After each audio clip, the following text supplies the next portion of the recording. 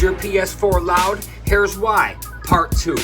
It's Scotty Trippin here, and I know last video I didn't speak too clearly about what the tool was that was needed to take apart your PS4 and clean it.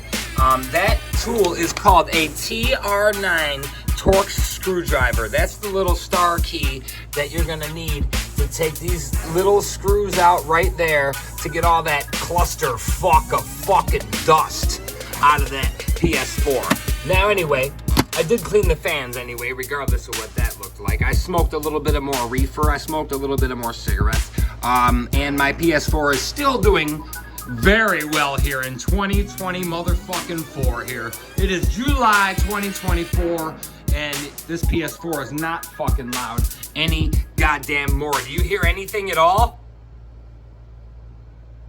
Nah? Nah? No, I didn't think so. So now what you wanted to do is get that TR9 Torx screwdriver, and you want to take apart them little screws, and this right side will slide off just like this did. You'll see it in the last video what I did. And you want to get a can of air, and you want to blow all that out, and you're going to reassemble it with the TR9 Torx screwdriver.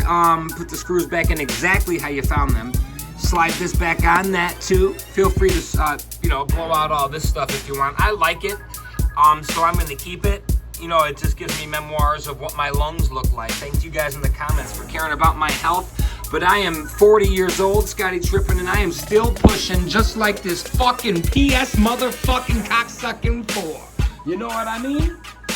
And if your PS motherfucking 4 still sounds like a jet plane or a helicopter or a jet ski, ski-doo, four-wheeler or locomotive, whatever, after this procedure, then I am gonna drop a new video very soon on how to replace the thermal paste inside of your CPU in the PS4 to make it run as smooth as mine. Scotty Trippin. Is your PS4 loud? Here's why. Solved. Part 2.